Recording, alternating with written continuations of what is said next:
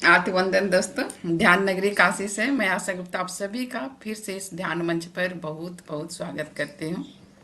तो हम लोगों के आज स्वाध्याय का चौथा दिवस है और हम सभी आज चौथे अध्याय का तीसरे अध्याय का हम लोग पाठ करेंगे। तो चलिए पाठ हम लोग स्वाध्याय करने के पहले 5 मिनट का ध्यान करेंगे। तो सभी कोई सुखासन में बैठ जाइए।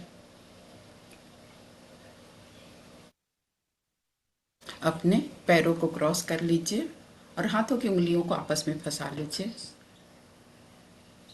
अगर कोई चश्मा पहने हैं तो चश्मा जरूर उतार लीजिए और कोमलता से अपनी आंखों को बंद कर लीजिए।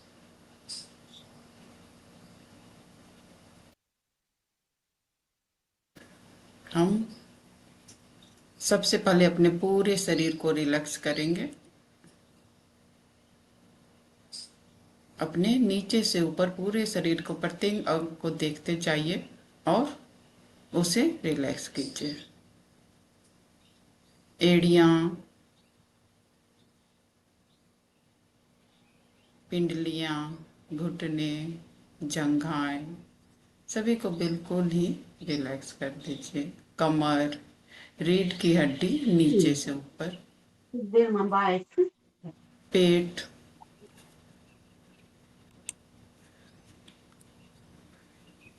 छाती, कंधे, दोनों हाथ, गर्दन, चेहरा, सर का ऊपरी। अब जागरूकता को अपनी नासिका द्वार पर लेकर आइए। सबसे पहले हम नमन करेंगे पितामह का,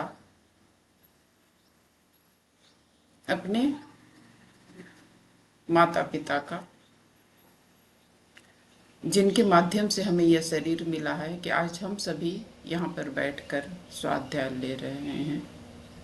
अपने सभी गुरुओं का,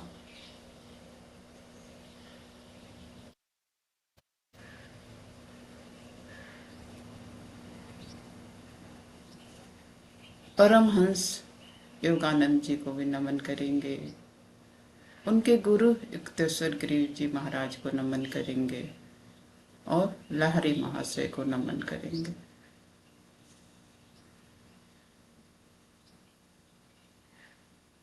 हम सभी दिव्य शक्तियों का भी नमन करेंगे।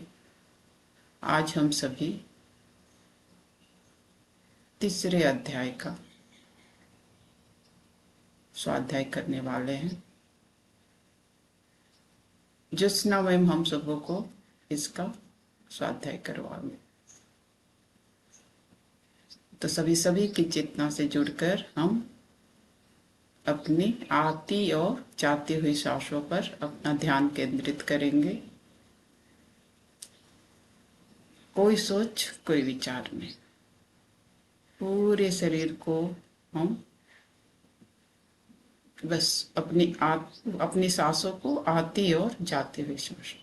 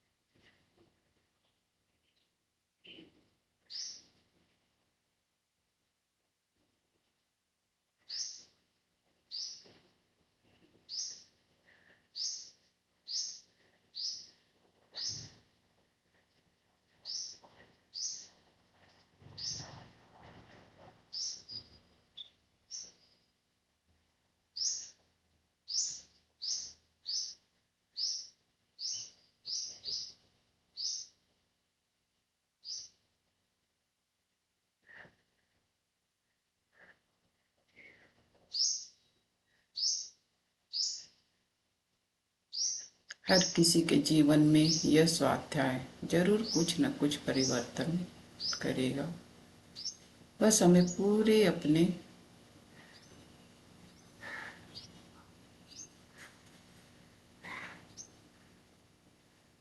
विवेक से यहाँ पे रहना।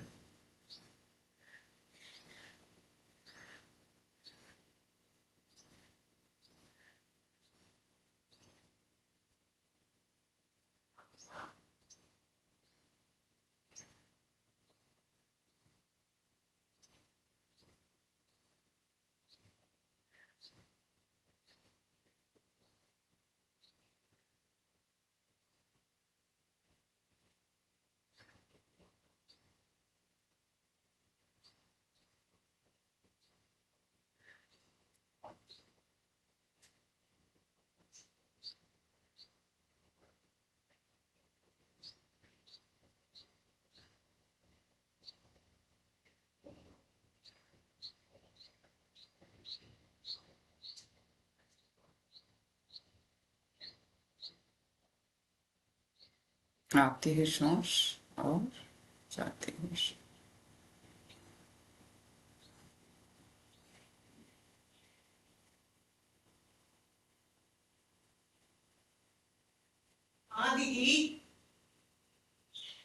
धीरे धीरे अपने चेतना को अपने शरीर पर लेकर आए। भौतिक शरीर को महसूस करें। पैरों को हिलाएं और हाथों की उंगलियों को खोल आंखों पे।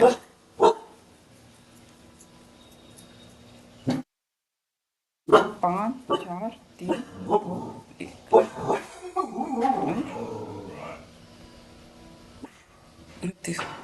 मुस्कुराते हुए हथेलियों को उठा। तो धन्यवाद सभी का। आज सभी हम आज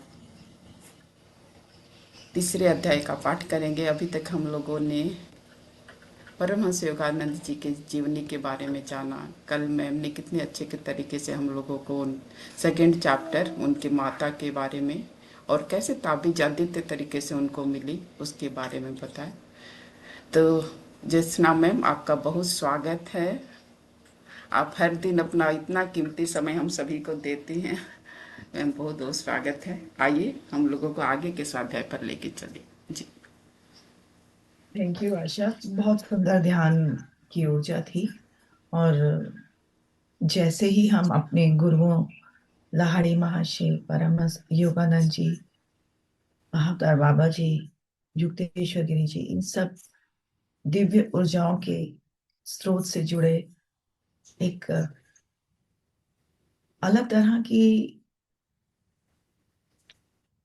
एकाग्रता या बोलेंगी कंसंट्रेशन डेवलप होने लगती है।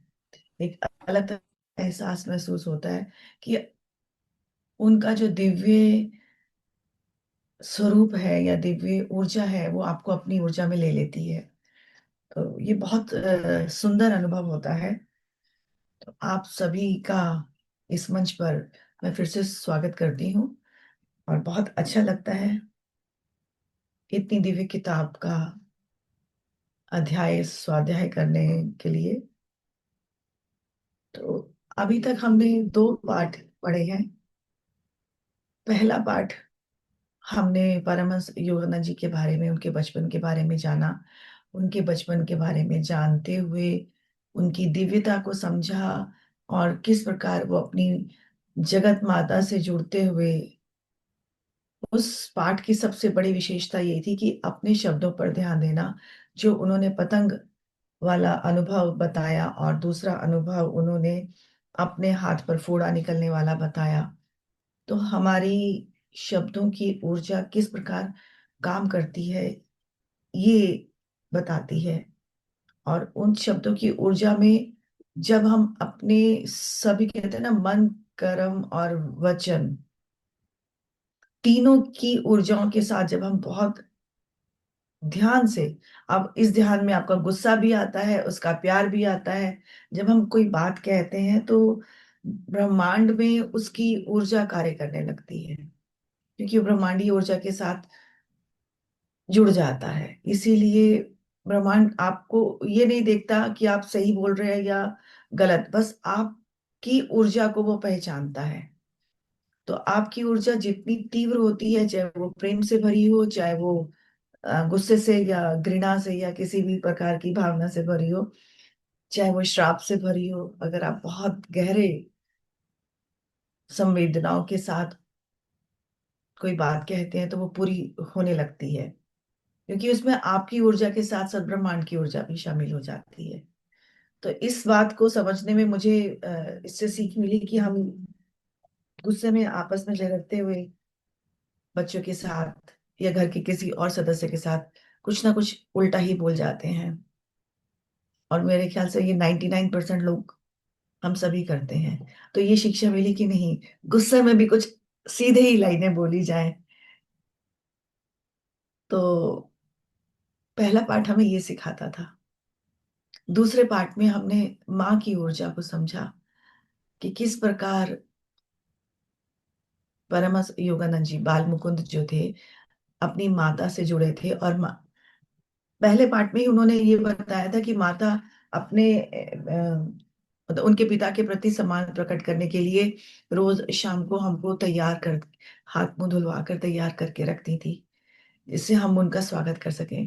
तो जब ये बात मैंने पढ़ी तो मुझे याद आया कि मेरी नानी शाम के समय हमेशा तैयार रहती थी। तो मुझे हैरानी होती थी कि यार अब इनको तैयार होने की क्या जरूरत पड़ गई। उस वक्त तो हम बहुत ही छोटे थे, लेकिन एक उनका सुबह का रूप और शाम का रूप दिखता था। तब वो समझ में आया कि ये भावना हमारे अंदर पीढ़ियों से है, कि किसी के प्रति हम अपना सम्मान प्रकट करते हैं तो हम अपने घर को भी रिप्रेजेंटेटिव बता मतलब कुछ प्रेजेंटेबल बनाते हैं और अपने आप को भी प्रेजेंटेबल बनाते हैं। ये चीज आज भी करते हैं कि हम किसी को लंच या डिनर पे बुलाते हैं तो सबसे पहले अपना ड्राइंग रूम साफ करते हैं, फिर किचन साफ करते हैं, फिर उसके बाद जो डाइनिंग टेबल एरिया होता है वो साफ करते हैं, फिर लास्ट में जाके बेडरूम भी क्लीन करते हैं, चाहे वो बेडरूम में आए नहीं आए। लेकिन ये भावना कि अगर आप किसी का स्वागत चाहते हैं, इसमें देखिए ये समझने की बात है कि हमें उस व्यक्ति का डर नहीं है कि वो आ रहा है वो क्या कहेगा। इसमें ये समझने की बात है कि हम उसका स्वागत सम्मान पूर्वक कर रहे हैं, और उस सम्मान में हम अपने आप को साफ और स्वस्थ और अपने घर को साफ और स्वस्थ रखते हैं। जब आप किसी यही चीज बड़े लोगों में आप देखते हैं कि जब किसी गुरु का आगमन होता है तो दीवारों को, आपके आंगन को, सबको लीपा जाता था। तो इसलिए नहीं कि वो उनसे डर है कि कोई क्या कहेगा, कोई क्या कहेगा वाली भावना नहीं। उनका सम्मान में हम अपने आप को और ऊंचा उठा रहे हैं। एक उच्च व्यक्ति हमारे घर आ रहा है और उसके सम्मान में हम अपने आप को और उन्नत उठा रहे हैं। अतिथि देवो भव की भावना भी इसी के बीच में काम करती है। तो ये बहुत छोटी छोटी चीजें होती हैं जो हमने सीखी हैं बचपन से, लेकिन उनके पीछे का अर्थ, उसके पीछे की भावना हमें नहीं पता। वो जब हम इस तरह की कोई भी किताब पढ़ते हैं तो हमें समझ में आता है। आप तोरकम सरदरायण जी की किताबें पढ़ेंगे, कभी उनका स्वाध्याय करेंगे, तो उनमें भी आपको एक अलग तरीके का उन्नत प्रकार का ज्ञान मिलेगा। तो वहां हमने ये समझा दूसरे पार्ट में उनकी माता का जो सम्मान था उनके प्रति, और पिता के प्रति, और मुकुंद का अपनी माता के प्रति जो लगाव था, उसको हमने समझा कि किस प्रकार दिव्यता से एक योगियों के घर में जन्मा हुआ एक योगी अपनी दिव्यता को प्रकट कर रहा था। और उनकी माँ ने, जब मैंने ये लाइन पढ़ी ना, तो मुझे हमेशा से कहीं लगता था कि कोई दिव्य आत्मा आके मुझे संदेश दे रही है। पर ऐसे कभी हुआ नहीं कि कोई पंख फड़फड़ाते हुए आया हो और उसने संदेश दिया हो। हमें अपने इंट्यूशन में हमें ये संदेश सुनाई देता है कि अब ऐसा करना चाहिए या अब ऐसा करना चाहिए। तो इस बात को समझते हुए हमने आगे और बढ़ना है। दोनों पाठ के बाद हम अब तीसरे पाठ पर आते हैं। दूसरे पाठ में उन्होंने बहुत सुंदरता से दिव्य माँ जगत माता का वर्णन किया था कि किस प्रकार उन्होंने उनको दर्शन दिए और कहा कि हर जन्म में मैं ही तुम्हारी माँ हूँ। शरीर में भी, भौतिक शरीर में भी मैं ही रूप में थी, और अभौतिक रूप में, दिव्य रूप में तो मैं हमेशा से ही आपके पास हूँ। उसके बाद तीसरा पाठ जो है वो वर्णन करते हैं, जिसका उन्होंने शीर्षक दिया है, दो शरीरों वाले संत।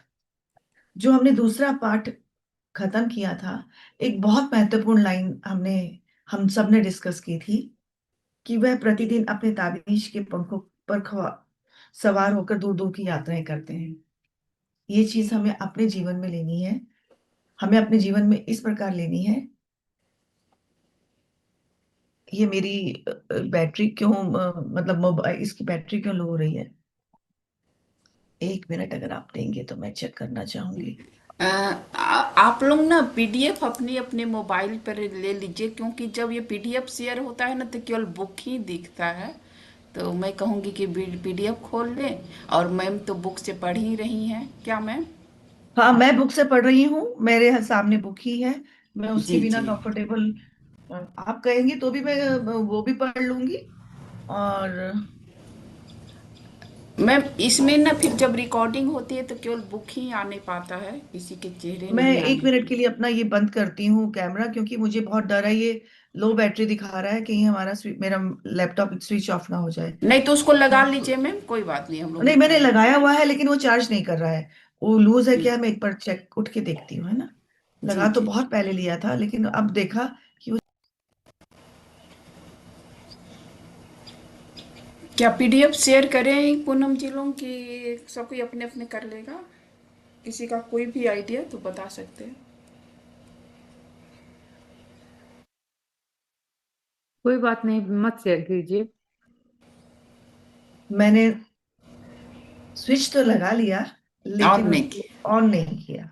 हम इतने समझदार डूब जाते हैं ना अपने, लगा के अपने आप को निश्चित करके लेसन पढ़ने लग गई थी। तो अब उस चीज को याद रखते हुए कि जो हमें ताबीज मिल रहा है, यहाँ पर हमें कौन सा ताबीज मिल रहा है इस किताब का अध्ययन करने पर? ध्यान का। हमें ध्यान रूपी ताबीज मिल रहा है, जिसके पंखों पर सवार होकर हम दूर दूर की यात्राएं कर सकते हैं।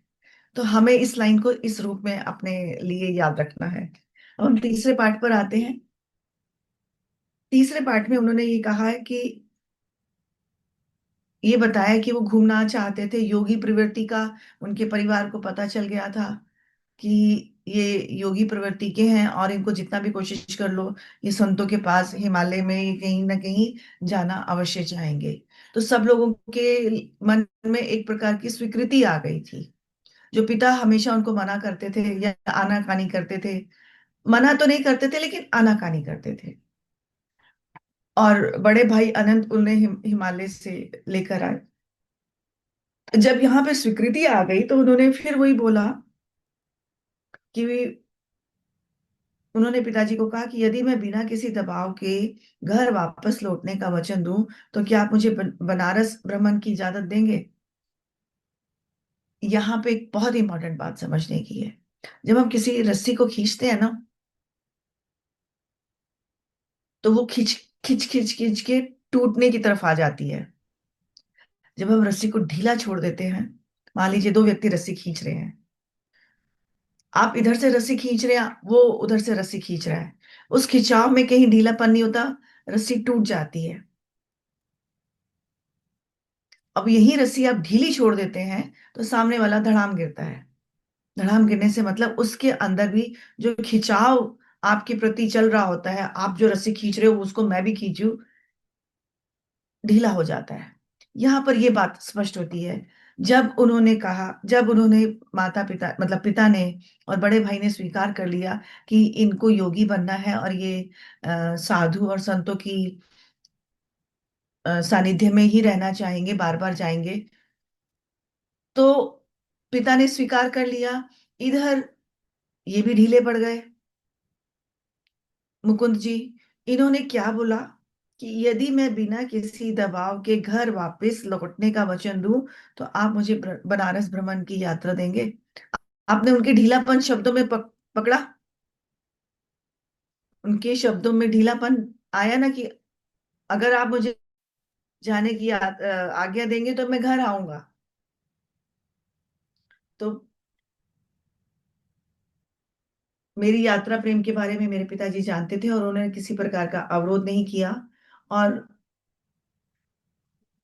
उन्होंने मुझे एक पत्र देते हुए कहा, पहले तो कहा कि अच्छा ठीक है मैं सोचता हूँ।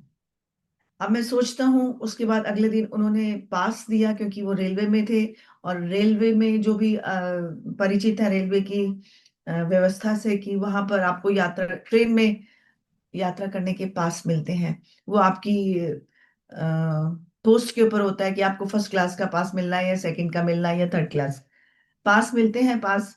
अब यही सुविधा उन पिता के कारण मिलती थी। उनके पिता ने कहा कि अच्छा ठीक है मैं सोचता हूँ। अगले दिन उन्होंने कुछ रुपए दिए उसको और पास दिया और एक पत्र दिया। और पत्र देते हुए कहा कि मुझे अपने मित्र प्रणवा प्रणवानंद प्रणवानंद ये ना, हाँ, प्रणवानंद से मिलना है। और मैं नहीं उनका पता जानता, लेकिन मैं आपको एक दोस्त के पास भेजता हूँ। मुझे अपने मित्र केदारनाथ से मिलना है और मैं प्रणवानंद का आपको पता भेजता हूँ। वो आपके जानेंगे, आपको गाइड करेंगे और वो केदारनाथ जी का भी पता बता देंगे।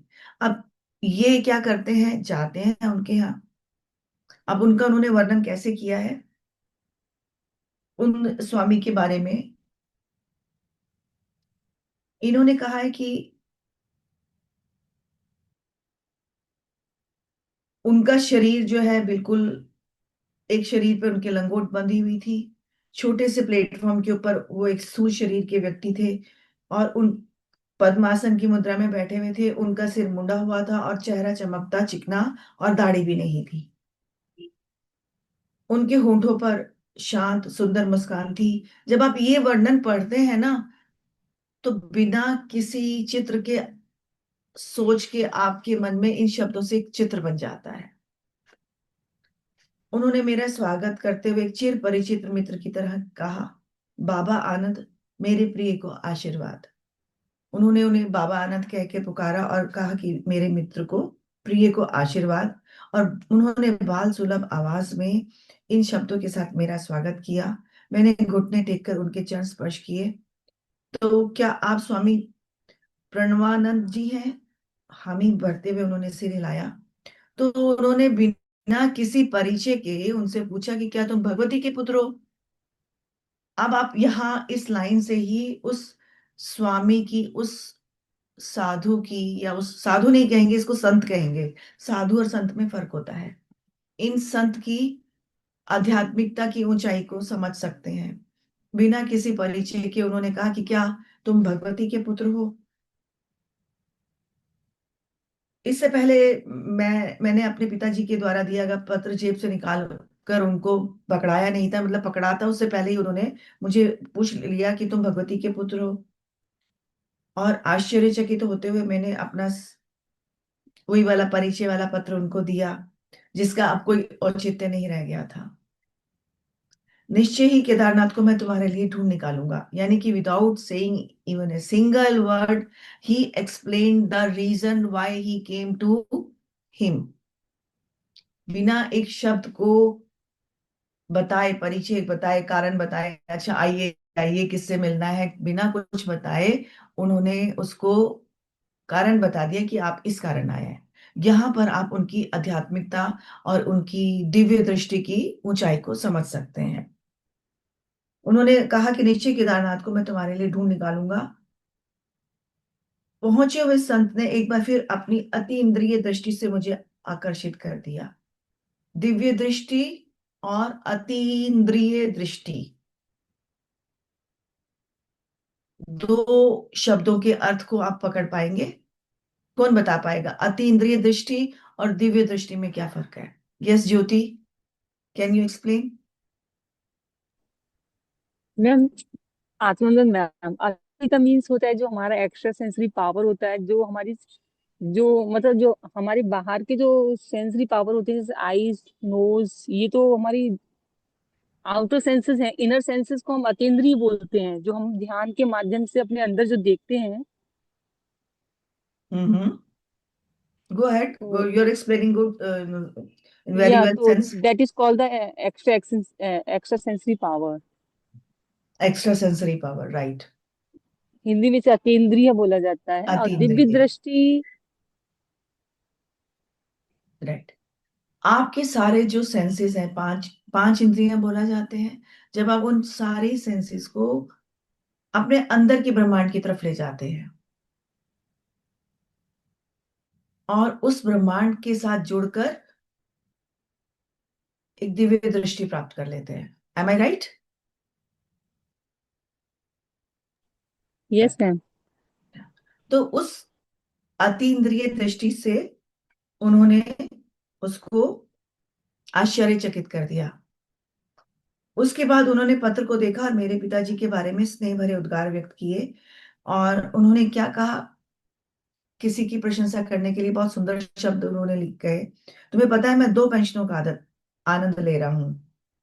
एक पेंशन मुझे तुम्हारे पिता की सिफारिश की वजह से मिली, जिसके लिए मैं रेल रोड ऑफिस में काम किया करता था। दूसरी मेरे परम पिता के अनुग्रह, जिनके लिए मैं जीवन के संसारिक कर्तव्य को अपनी अंत प्रेरणा द्वारा सर्वोत्तम तरीके से पूर्ण कर चुका हूं। मुझे ये लाइन को समझने में टाइम लगा। मैं अपने जीवन के संसारिक कर्तव्यों को अपनी अंत प्रेरणा द्वारा सर्वोत्तम तरीके से पूर्ण कर चुका हूं। कोई एक्सप्लेन कर पाएगा? पूनम अघारी जी, क्या आप एक्सप्लेन कर सकती हैं इस लाइन को? बहुत सुंदर लाइन है।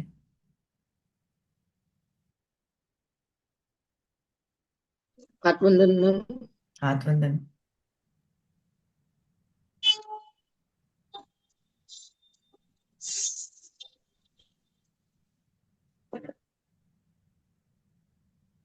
अंतः प्रेरणा यानी कि अंदर से जो अपने अंदर प्रेरणा आती है उसके बारे में इन्होंने बताया है कि जब हम अपने भीतर सब अपने सारे इंद्रियों को जब बंद करके एकदम अपने अंतर यात्रा से जुड़ते हैं ध्यान के माध्यम से अपने भीतर और भीतर की गहराइयों में जब हम अंदर जाने लगते हैं तो उसी को पूर्ण सर्वोत्तम प्रयास करके उन्होंने पूर्ण कर दिया। अंत प्रेरणा के अनुसार उन्होंने बताया।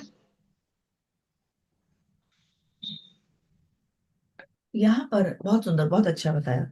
यहाँ पर उन्होंने ये कहा है कि जो मैंने इस जन्म लिया भौतिक शरीर में, मेरी आत्मा आई, और जब मेरी भौतिक शरीर में इस जन्म में जो मेरा जीवन है, उसके जो संसारिक कर्म थे, जो संसारिक कर्तव्य थे, जिन्हें पूरा करने के लिए यहाँ पे जन्म लिया, तो मेरे अंदर की इंट्यूशन जैसे जैसे मुझे आती गई, उस इंट्यूशन के माध्यम के, उस इंट्यूशन की गाइडेंस से वो मैंने सारे काम पूरे कर लिए हैं। अब इस लाइन को परमहंस योगानंद जी ने कहा कि ऐसा कहना मुझे बहुत गूढ़ लगा। एक बात बहुत समझने की है गहरी, कि जब भी कोई बहुत, अब आप पितामह से अगर कोई व्यक्ति मिला है, मैं उनसे जूम पे मिली थी, मेरा उनसे प्रत्यक्ष मिलना नहीं हुआ, और इस बात के लिए मैं उनसे लड़ती भी हूँ कि प्रत्यक्ष क्यों नहीं मिले, जूम पे ही क्यों मिले। तो आप, वो जो बहुत गहरा व्यक्ति होता है, वो एक ही लाइन बोलता है, और वो वही लाइन होती है जिसको आपको समझने में महीनों लग जाते हैं, उनके पीछे के अर्थ को। जब तक आप अपनी चेतना या अपना लेवल उस शब्दों के अर्थ तक नहीं ले पाते, तब तक वो शब्द समझ नहीं आते। यहां तक कि आप किसी पहुंचे हुए संत के पास भी जाएंगे, वो भी आपको एक या दो वाक्य ही बोलेंगे,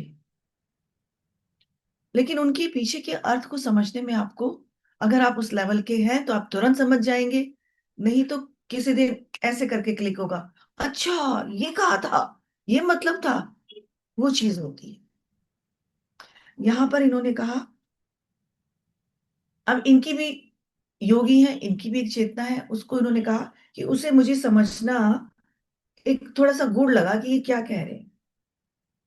अब उन्होंने उसको पूछा कि परमपिता से आपको किस प्रकार की पेंशन मिलती है? स्वामी जी हंस पड़े, पेंशन से मेरा तात्पर्य है असीम शांति। अनेक वर्षों तक मेरा ध्यान करने से मिला मेरा पुरस्कार। अब मुझे धन की कोई इच्छा नहीं होती। मेरे जीवन की बहुत कम आवश्यकताएं हैं, जिन्हें पूरा करने के लिए मेरी रेलवे की पेंशन काफी है। कुछ समय पश्चात तुम स्वयं ही दूसरी पेंशन का महत्व समझ जाओगे। यानी कि पेंशन से मतलब जो शक्ति, जो आशीर्वाद मिल रहा है, वो भी एक तरह की पेंशन ही है, जो आप अपने बचे हुए जीवन में उसको आशीर्वाद की तरह ले रहे हैं। पेंशन भी एक आशीर्वाद ही होती है। वो भौतिक रुपए होते हैं तो हम लोग उसको आसानी से स्वतंत्रता पूर्वक, मतलब अपनी आजादी से अपने पैसे खर्च कर सकते हैं। ये भी एक तरह का आशीर्वाद है। आपको इस स्टेज में किसी से कुछ कहना नहीं पड़ता, अपने घर के सदस्यों से, तो वो भी आशीर्वाद है। उसी बात को उन्होंने, ध्यान का जो उनको असीम शांति मिली, उसको भी उन्होंने उसी रूप में, उसी संदर्भ में व्यक्त कर दिया। अचानक ही उन्होंने मौन धारण कर लिया। अब इस बात को बहुत ध्यान से सुनिएगा। पूरे लेसन का जो सार है ना, इन्हीं 5 लाइनों में है। मैं इनको ऐसे ही पढ़ रही हूँ, फिर उसके बाद एक्सप्लेन करेंगे। अचानक ही उन्होंने मौन धारण कर लिया और स्वामी जी एकदम स्थिर अवस्था में आ गए। अचानक उन्होंने मौन धारण कर लिया और वो स्थिर अवस्था में आ गए। म्यूट कर दो आशा। एक रहस्यमय शांत भाव या रहस्यमयी भाव ने उनको, उस हवा ने उनको घेर लिया। ये महसूस किया परमहंस योगानंद जी ने। यानी कि वो एकदम स्टिल हो गए और एक रहस्यमयी, आपको महसूस होता है ना, समथिंग इज, कुछ एक अलग सा लग रहा है। तो यहाँ पे कुछ एक अलग से कुछ शब्द को उन्होंने बोला, रहस्यमयी भाव भरी हवा ने उनको घेर लिया। पहले उनकी आंखें चमकी जैसे उनकी रुचि की वस्तुओं ने दिखी, फिर आंखों की आभा खत्म हो गई। मतलब उनकी, जब वो स्थिर, उनकी आंखें खुली हुई थी, लेकिन एक रहस्यमयी अवस्था में वो स्थिर हो गए। पहले उनकी आंखें चमकी जैसे उनको उनकी वस्तु मिल गई हो, फिर उनकी आंखों की आभा खत्म हो गई। लेकिन परमहंस योगानंद जी इस मौन से थोड़ा सा विचलित, परेशान हो गए, क्योंकि उन्होंने अभी तक ये नहीं बताया था कि मैं पिताजी के मित्र से कैसे मिल सकूंगा। बेचैन होकर मैं अपनी आंखें इधर से उधर दौड़ाने लगा। खाली कमरे में हम दोनों के अलावा कोई नहीं था। मेरी नजरों में उनकी लकड़ी की खड़ाऊ को देखा। मेरी नजरों ने उनकी लकड़ी की खड़ाऊ को देखा, जो प्लेटफॉर्म के नीचे रखी हुई थी। तभी प्रणवानंद जी ने कहा, छोटे महर्षि चिंता मत करो, जिस व्यक्ति को तुम देखना चाहते हो वह आधे घंटे में तुम्हारे साथ पास होगा। योगी जी मेरे रहे थे, ये मुझे कोई अद्भुत बात नहीं लगी, क्योंकि पहले परिचय में ही उन्होंने उनके मन के भाव को पढ़ लिया था कि आप किस लिए आए हो, क्या काम है। तो उन्होंने जब ये बात कही तो उनको ये थोड़ा अजीब नहीं लगा। अजीब क्या लगा? रहस्यमय भाव में स्थिर हो जाना, रुचि की वस्तु मिलना और फिर चमक खत्म हो जाना। फिर उन्होंने कहा कि आधे घंटे में आपके मित्र केदारनाथ, आपके पिता के मित्र केदारनाथ यहाँ पर आ रहे हैं। अब आप यहाँ पे देखिए कि किस प्रकार एक संत ने परमहंस योगानंद जी को उनकी उस इच्छित वस्तु को दिया, और उनके पिता भगवती पहले से कितने पहुंचे हुए योगी थे, जो कहते हैं ना, जब हम बड़े प्राउड से बोलते हैं कि यार वो फलाना जो है ना, जो बहुत फेमस होता है, उसको नाम लिख, वो मेरा क्लासमेट था, हम दोनों कॉपी शेयर करते थे, सारी नकल मार के तो मेरे से करता था, सारा होमवर्क तो मेरे ही से करता था। हम बहुत प्राउड फील होकर बोलते हैं, क्योंकि हम अपने आप को उसके प्रति निकट रखना चाहते हैं कि हाँ, जो बहुत फेमस है वो मेरे करीब था। यहाँ पे वही भावना उन सबके बीच में अदृश्य रूप से काम कर रही है, भगवती जी के रूप में, इन संत के रूप में, और केदारनाथ और योगी परमहंस योगानंद जी के रूप में। इन सब के बीच में एक रहस्यमय अलौकिक शक्ति, जिसको बोलते हैं ना हमारी वाइब्रेशन, जिसको सिंपल लैंग्वेज में बोलेंगे कि वाइब्रेशन जो है थॉट्स की, एक दूसरे को कैसे कनेक्ट कर रही है। यहाँ पे आप इस बारीकी को समझ सकते हैं। इसीलिए बोलते हैं कि आप मन में किसी को खूब गालियां दे रहे हो और उसके बाद बोलो, हेलो तुम बहुत सुंदर लग रही हो, तुम्हारे बाल बहुत अच्छे हैं, उसको समझ में आ जाएगा, क्योंकि वाइब्रेशन तो आपकी गुस्से वाली है, और गुस्से में आपको बोल रहे बड़ी बनती है, फैशन करके आ जाती है, बहुत स्टाइल मारती है, मन में आप ऐसे बोल रहे हो। और सामने आपके उसकी प्रशंसा कर रहे हैं, बट वाइब्रेशन कैच होती है। और अगर इसको मैं दूसरी और बात को समझाने के लिए बोलूं, कि अगर आपका घर के किसी सदस्य से नाराजगी है, आप चुप हैं, कुछ नहीं कह रहे, लेकिन वो वाइब्रेशन आपके दोनों के बीच में काम कर रही है। जब तक एक जने की वाइब्रेशन शांत नहीं होगी, दोनों बात नहीं कर सकते, क्योंकि वाइब्रेशन एक दूसरे को वो नेगेटिव थॉट्स भेज रही है। यहाँ पर हम अलौकिक वाइब्रेशन की बात कर रहे थे। तो उन्होंने कहा कि आधे घंटे में पहुंच जाएंगे। अब यहाँ योगानंद जी बहुत हैरान थे कि ये आधे घंटे में पहुंच जाएंगे, ये सब कैसे है। उन्होंने मौन धारण कर लिया। जैसे ही आधा घंटा, घड़ी के अनुसार, यहाँ पे देखिए घड़ी के अनुसार किस तरह से हम बोलते हैं ना 5 मिनट में आ रहे हैं, हमारे 5 मिनट का होता है मतलब 15 मिनट।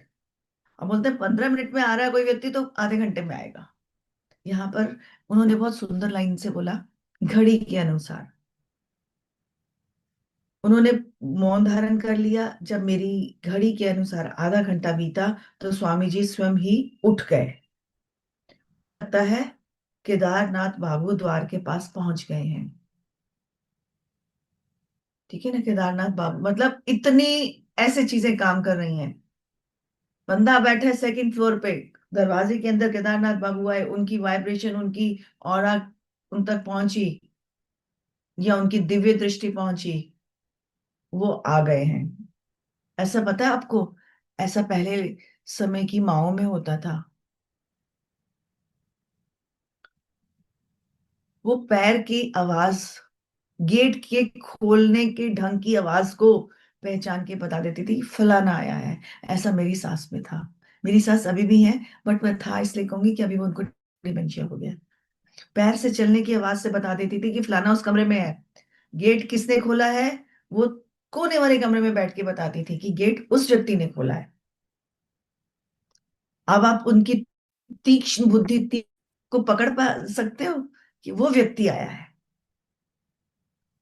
तो ये चीजें डेवलप करनी पड़ती है।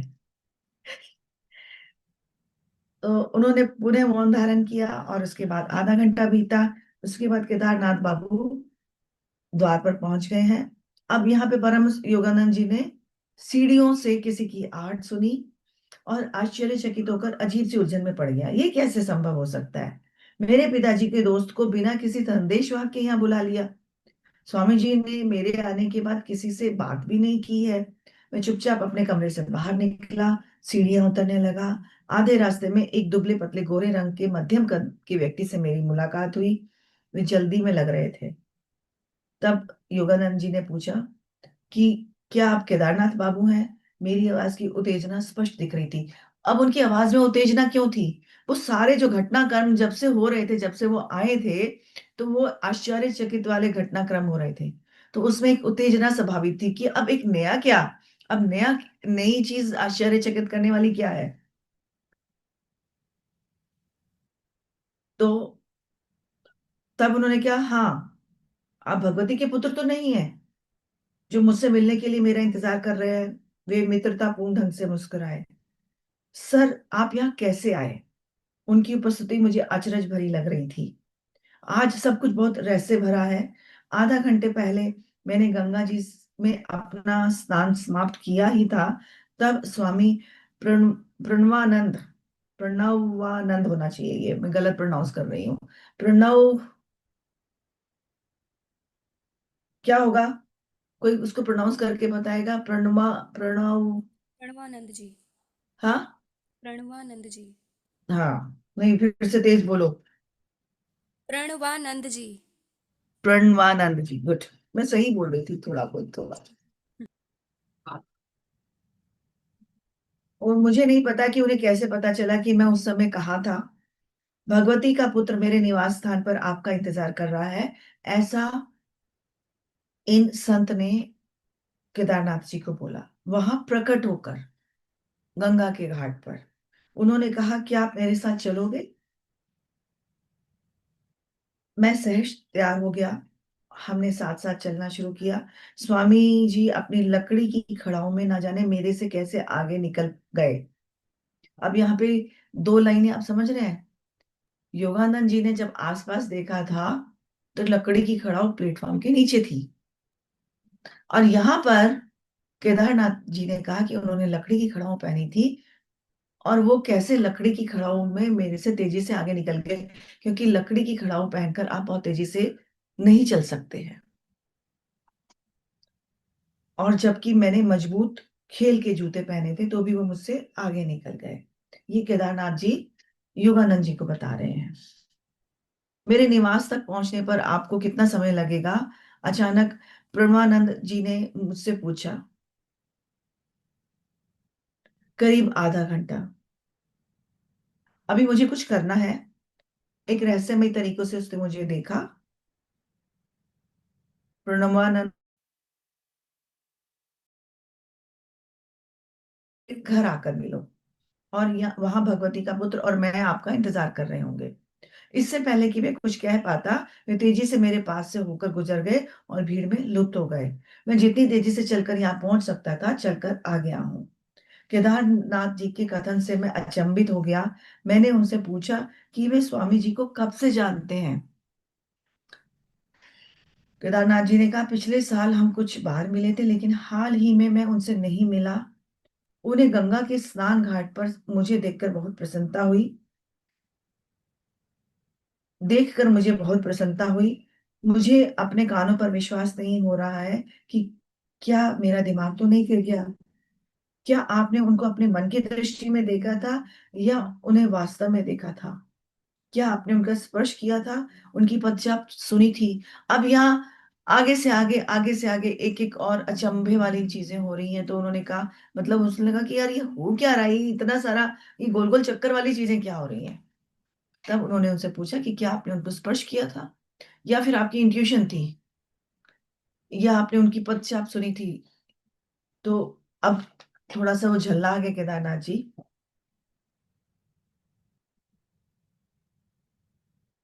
मुझे पता नहीं तुम्हारे कहने का क्या तात्पर्य है। उनका चेहरा गुस्से से तमतमा गया। मैं तुमसे झूठ नहीं बोल रहा हूँ। क्या तुम्हें समझ नहीं आ रहा कि केवल स्वामी जी के द्वारा ही मुझे पता चला कि तुम मेरा यहाँ इंतजार कर रहे हो? तब योगानंद जी ने कहा, कैसे? क्योंकि यह व्यक्ति पिछले 1 घंटे से, जब से मैं यहाँ आया हूँ, स्वामी प्रणवानंद जी एक क्षण के लिए भी यहाँ से नहीं हिले हैं। और मैंने पूरी कहानी उन्हें विस्तार से समझाई। तब केदारनाथ जी की आंखें आश्चर्य से फैल गई। तब उन्होंने कहा कि क्या हम भौतिक युग में जी रहे हैं या सपना देख रहे हैं? मैं अपने जीवन के इस तरह के चमत्कार का सामना करूंगा सोचा भी नहीं था। मुझे लगा स्वामी जी साधारण स्वामी हैं, एक आम आदमी की तरह, और अब मुझे पता चला है कि एक ही समय में दो शरीर का रूप धारण कर सकते हैं और उसके द्वारा अपना काम कर सकते हैं। हम दोनों ने एक साथ संत के कमरे में प्रवेश किया। देखिए, ये वह लकड़ी की खड़ाऊ है जिन्हें घाट पर पहने हुए थे। केदार ने फुसफुसाकर मुझसे कहा। वे केवल लंगोट में ही थे, जैसा कि मैं उन्हें अभी देख रहा हूं। जब केदारनाथ बाबू ने स्वामी जी के चरणों को स्पर्श किया, उन्हें प्रणाम किया, तो स्वामी जी मुझे देखकर विनोदपूर्ण ढंग से मुस्कुराए। एक शैतानी वाली बात है ना कि देख मैंने क्या कर लिया, मैं ये काम कर सकता हूँ, या मैं, जो कोई एक शैतानी करके आता है फिर वो चुपचाप मुस्कुराता है,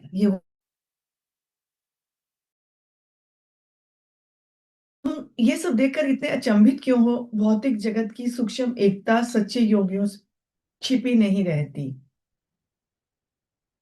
यानी कि आप जितने बड़े योगी होते हैं तो भौतिक जगत उनके लिए गौण होने लगता है। उन्हें वो सब एक आध्यात्मिक शक्तियां, दिव्य शक्तियां, दृष्टियां मिल जाती हैं जिनके द्वारा वो अनेक काम कर सकते हैं। आपको अगर ध्यान होगा, पितामह ने ये कहा था कि सूक्ष्म रूप में मैं अपना काम और अधिक तेजी से कर सकूंगा। इस शरीर में रहने की कुछ लिमिटेशंस हैं। जब सूक्ष्म रूप में मैं होऊंगा तो मैं अपना काम अधिक तेजी से कर सकूंगा। जब आप सूक्ष्म रूप में होते हैं तो आप एक ही समय में कहीं अलग अलग जगह भी जा सकते हैं।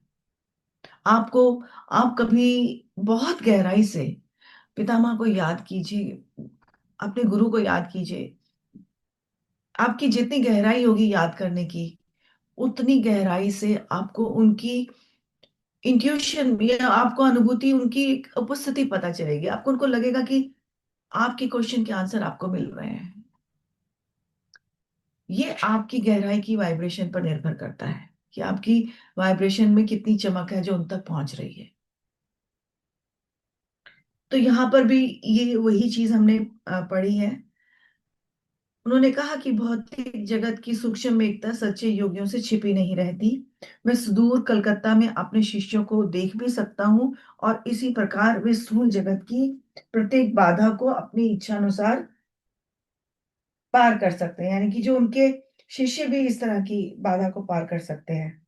शायद स्वामी जी मेरे बालक हृदय में आध्यात्मिक जीवन के प्रति मेरी रुचि बढ़े, इस उद्देश्य से मुझे दूर श्रवण और दूरदर्शन के योग बल को के प्रयोग से अपनी इच्छा पूरी की जा सकती है, इसे बता रहे थे। यानी कि वो आध्यात्मिक व्यक्ति योगानंद जी को ये बात बताने की कोशिश कर रहा था कि आप बहुत दूर की चीजों को भी सुन सकते हैं और दूर की चीजों को देख भी सकते हैं। दूर दर्शन का मतलब दूर से भी आप किसी के दर्शन कर सकते हैं। और श्रवण, दूर श्रवण मतलब बहुत दूर के कार आप यहाँ से आशा गुप्ता के घर में बैठे हुए जो भी चीजें हो रही हैं, मैं अपनी दिव्य दृष्टि से देख सकती हूँ। इस तरह की बात को आप ऐसे समझ सकते हैं। या पूनम जी के घर आकर चाय पी सकती हूँ।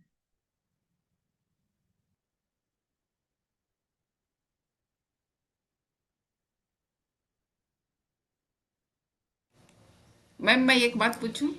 हाँ। मैम क्या ये जैसे कि एक हुआ कि अनुभव करना और दूसरी बात आपने ग्रहण करने वाली बात बोली, तो क्या ये दोनों चीजें हो सकती हैं क्या?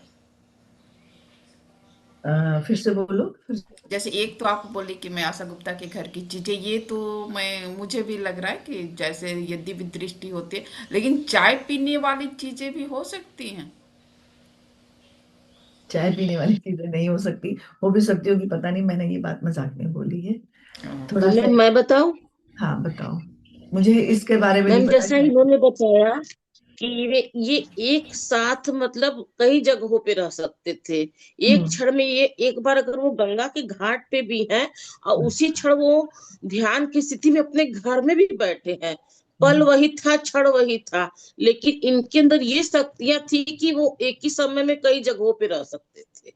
और राइट। अपने भौतिक शरीर का यूज भी कर लेते थे महाशय, लारी महाशय तो हाँ, जी। वो इतनी उनके अंदर पावर थी, मतलब शक्तियां थी कि वो अपने उपयोग भी कर लेते थे, या कह सकते कि इस समय वो हिमालय पे भी है, गंगा के घाट पे भी, और अपने घर में भी विराजमान है। यस, और ये जो हमने मेरे जो इस मेरे तरीके मुंह से से इस बात को हाँ। समझा जा सकता है। मेरे मुंह से जो चाय वाली बात निकली है, वो भी मुझे लगता है कहीं पूरी हो सकती है, क्योंकि मैंने एक अनुभव पढ़ा था। नीम करोली बाबा जी का अनुभव मैंने कहीं पढ़ा था कि एक बार नीम करोली बाबा जी ने रात को उठ के अपने सेवकों को बोला कि मुझे खाना खाना है। मैं दो चीजों को मिक्स कर रही हूँ, ये हमें अभी समझना पड़ेगा। तो उनके शिष्यों को लगा कि अभी तो इन्होंने खाना खाया है, अब अचानक रात को जनरली ये नहीं खाते, ही खाना खाने की क्यों बात कर रहे हैं।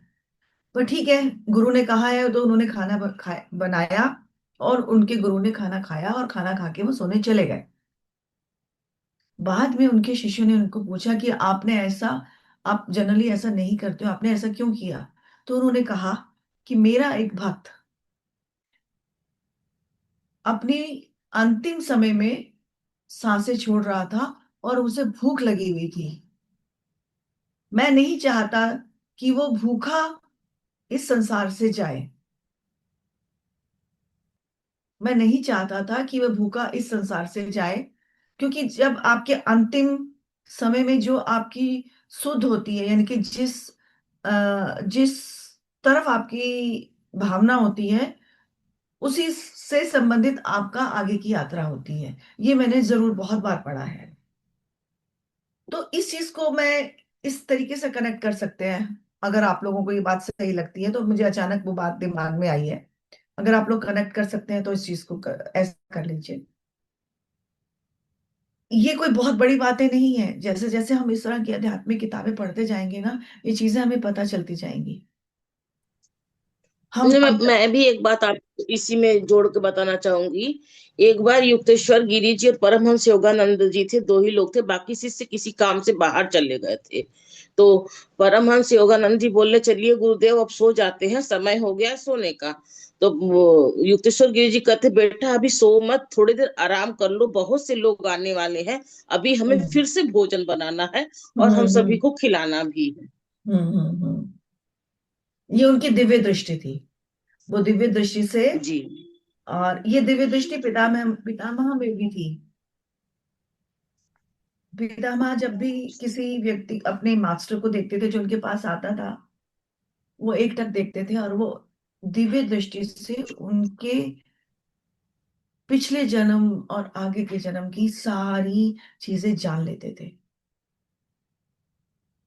वो जब आपको देखते थे तो लगातार देखते थे। तो वो दिव्य दृष्टि एक संत में धीरे धीरे धीरे जब वो भौतिक जीवन की चीजों से ऊपर होने लगता है तो ये आने लगती है। ऐसा होता है, ये तो मैंने भी महसूस किया है कि इस दिव्य दृष्टि आती है। और जिसको आप, कई लोगों को आप देखेंगे, आपके आसपास के लोग मिल जाएंगे आपको ऐसे कि कई वाले हैं, उनको एहसास होने लगता है कि आज वो आएगा। ये इंट्यूशन होती है, आपकी स्ट्रांग इंट्यूशन होती है। ऐसा हम जैसे लोगों में भी आप जरूर मिलेगा आपको ये चीजें कि उनकी इंट्यूशन इतनी स्ट्रांग होती है। तो हम आगे पढ़ रहे थे कि उन्होंने मुझे दूर श्रवण और दूरदर्शन के योग के बल के बारे में बताना शुरू किया। मतलब वो ये बताना चाह रहे थे कि योग के द्वारा, ध्यान के द्वारा ये दृष्टि भी प्राप्त की जा सकती है। लेकिन मुझे अपने अंदर उत्साह की जगह एक विस्मय युक्त भय का अनुभव हुआ, क्योंकि इसकी वजह शायद मेरी दिव्य ईश्वर की खोज एक विशिष्ट गुरु श्री युक्तेश्वर जी के मार्गदर्शन से होनी थी। मतलब वो ये कहना चाह रहे हैं कि मैं उनकी दिव्यता से प्रभावित तो था, लेकिन मैं उनको गुरु नहीं मान सकता था। मैं उनसे एकदम अचंभित था, विस्मय युक्त भय जैसा हुआ कि वाह, ये क्या हो गया जैसी चीज। लेकिन मैं उनको गुरु नहीं मान पा रहा था, क्योंकि मेरे गुरु, या जिसके माध्यम से मुझे ईश्वर मिलना था, वो कोई और थे। वो युक्तेश्वर गिरी जी थे, जिनसे मैं अभी तक नहीं मिला था। इस कारण मेरे अंदर स्वामी प्रणवानंद जो को अपना गुरु मानने में कोई रुचि जागृत नहीं हुई। इन भावों के साथ मैंने उनकी और शंकित भाव से देखा कि मेरे सामने वो स्वयं थे या उनका प्रतिरूप। अब आप डाउट में आ जाते हैं कि बंदा खुद बैठा है या फिर कहीं और चला गया, ये प्रतिरूप है। अब अगले पेज में उन्होंने स्वामी प्रणवानंद का एक चित्र भी दिया है, जिस प्रकार उन्होंने वर्णन किया था उनकी कदकाठी शरीर, दाढ़ी पर बाल नहीं, सिर पर बाल नहीं। वो एक फोटो भी यहाँ पर उन्होंने दी है, अगर आपके पास बुक है तो आप खोल के देख सकते हैं। स्वामी जी ने मेरी शंका को दूर करने और विश्वास पैदा करने के लिए आत्मा को जगाने वाली दृष्टि से देखा और अपने गुरु के बारे में उत्साहवर्धक बातें बताते हुए कहा कि जितने योगियों को मैं जानता हूँ उन सब में लाहिड़ी महर्षि सबसे महान योगी थे। वे साक्षात ईश्वर थे। मैंने मन ही मन सोचा कि यदि एक शिष्य अपनी इच्छा से अपने जैसा एक शरीर और बना सकता है, तो उसके गुरु के लिए कौन सा चमत्कार करना आसान होगा? आसान नहीं होगा, मतलब उनके गुरु तो उनसे भी ज्यादा महान होंगे। तब उन्होंने कहा मैं तुम्हें बताता हूँ कि गुरु की सहायता का कोई मूल्य नहीं होता, मतलब अमूल्य होती है। आप उसका कोई मूल्य, गुरु की सहायता का मूल्य नहीं लगा सकते। मैं गुरु के अन्य शिष्यों के साथ हर रोज रात में 8 घंटे का ध्यान करता था, एक टक ध्यान। अब 8 घंटे का ध्यान, एक टक ध्यान अलग चीज है। और 8 घंटे बैठना जिसमें आधा ध्यान घर के रोटी सब्जी में और कपड़ों में और बच्चों में हो, और आधा ध्यान बीच बीच में लग जाए, वो अलग है। एक टक ध्यान का मतलब 8 घंटे लगातार आपका गहरा ध्यान लग जाना। हम लोग 1 घंटा ध्यान बैठते हैं तो जरूरी नहीं है कि हम 1 घंटा बैठे हैं तो हम 1 घंटे गहरे ध्यान में चले गए। अगर हम सच माने तो हमारा शायद 10 से 15 मिनट भी ध्यान गहरा होगा, जब हम बिल्कुल अपने शरीर में नहीं होते, हम बिल्कुल गहरे ध्यान में होते हैं, क्योंकि हमारे अंदर विचार आते रहते हैं। तो हम 1 घंटा, पितामह इसलिए बोलते थे ध्यान, बैठो बैठो बैठो बैठो, आंखें बंद करो, बैठो बाबा बैठो। जितनी देर आप बैठोगे, उतने में से कुछ देर, जितनी देर आपका ध्यान लगेगा उतनी देर आप उस ऊर्जा को ग्रहण कर रहे हो। लेकिन जब तक बैठोगे ही नहीं, 10 मिनट में आपका 3 मिनट का ध्यान लगा होगा। अगर आप 10 मिनट ही बैठो तो ध्यान आपका लगेगा। अब उन्होंने बोला कि मेरा पूरा समय ईश चिंतन में मैं बिताना चाहता था, और मैं 8 सालों से ध्यान, आधी रात तक ध्यान में रहता था, और इससे मुझे लाभ भी मिले। और वो लाभ में उनको क्या मिला कि उनके मन के अंदर की गहरी आध्यात्मिक अनुभूतियां जो है, ज्ञान का प्रकाश, अनुभूतियों से ज्ञान का प्रकाश मिला। लेकिन मुझे लगता था कि उस अनंत भक्ति की ओर मेरे बीच में हमेशा एक छोटा पर्दा बना रहता है। अपनी पूरी भक्ति के साथ एकाग्रता और सच्ची निष्ठा से प्रयास करते रहने पर मैंने पाया कि इन सब के बावजूद मैं एक निर्विघ्न एकाग्रता से वंचित हूँ, क्योंकि उन्हें नौकरी के लिए जाना होता था। तब मैं अपने गुरु के पास गया और मैंने उनको बोला कि आप अपनी दिव्य भक्ति से इसमें कुछ मेरे लिए आसान कर दें। उन्होंने किया, किन शब्दों में अपने गुरु से कहा, मेरे करुणा में गुरुदेव, मेरी आध्यात्मिक आत्मा बहुत व्याकुल है, और मैं अपने परम प्रिय ईश्वर के प्रत्यक्ष दर्शन के बिना अब और नहीं जी सकता। मुझे अपने ईश्वर को देखना ही है। तब लाहिड़ी महाशय जी ने कहा, मैं क्या कर सकता हूँ, तुम्हें और तल्लीनता के साथ ध्यान लगाना होगा। अब यहाँ पर गुरु उनको जज कर रहे हैं, जज नहीं, उनको चेक कर रहे हैं कि ये जो मुझसे रिक्वेस्ट कर रहे हैं, उस रिक्वेस्ट में ये कितने गहरे हैं, कितनी सच्चाई है।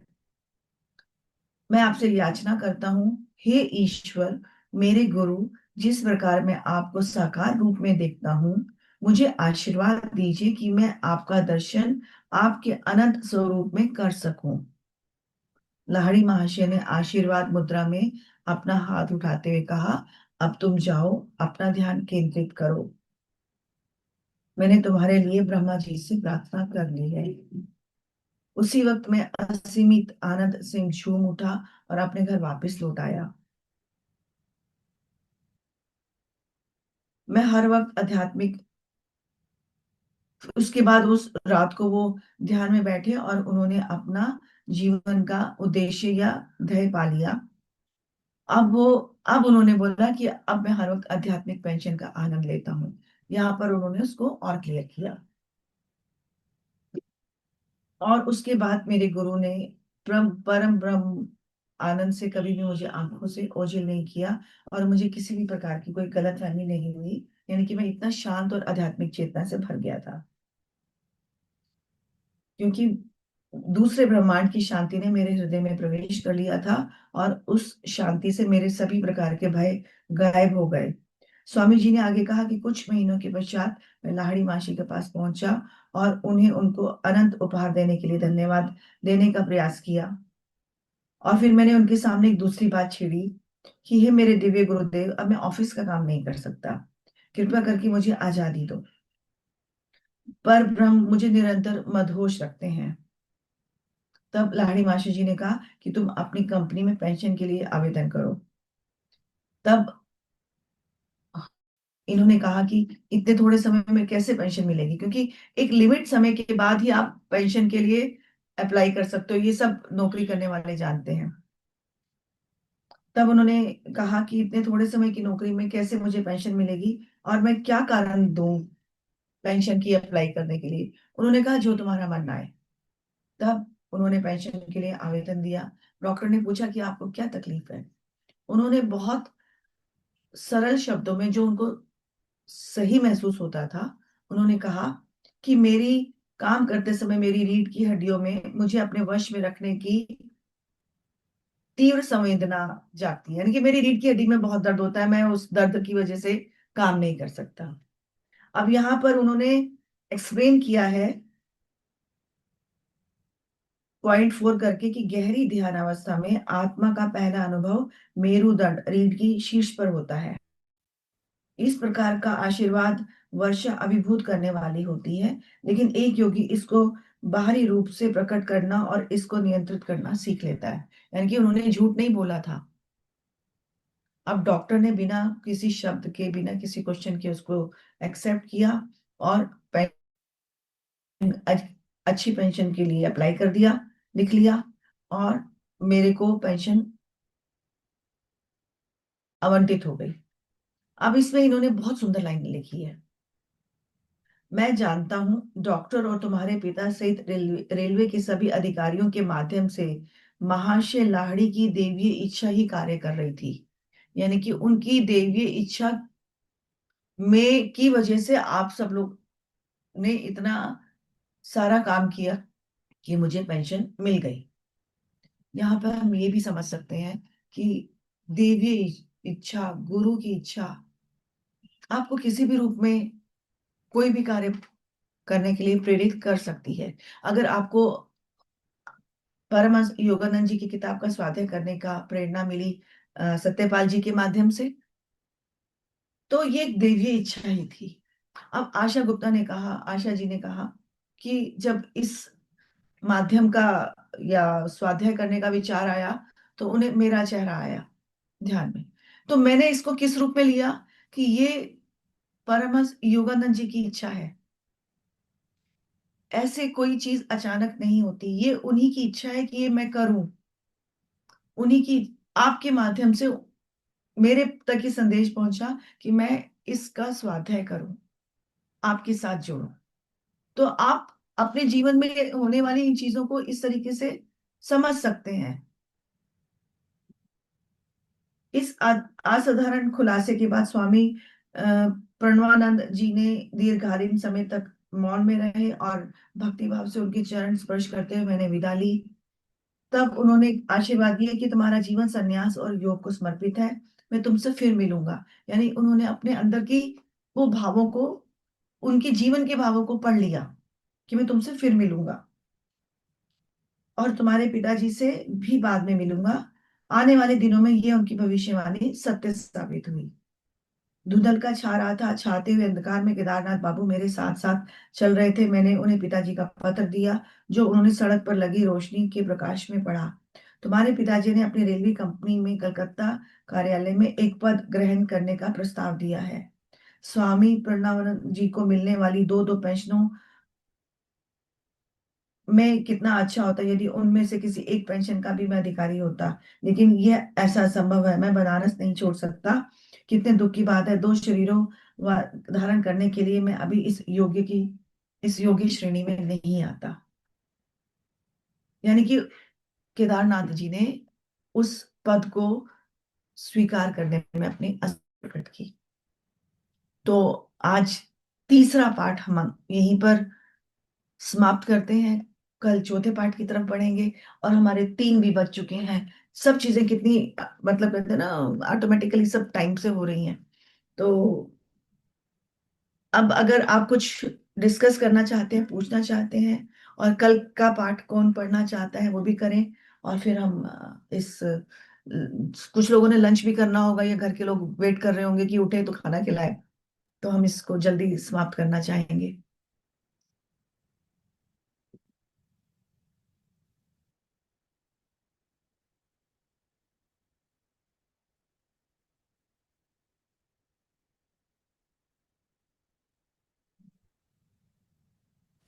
कुछ किसी का डिस्कस कोई करना भी चाहते हैं? हाँ, यस, बोलो पूर्ण आशा। हाँ, किसी का कोई भी मन में कुछ भी तरह के प्रश्न आ रहे हो तो मैम के सामने जरूर रखिए।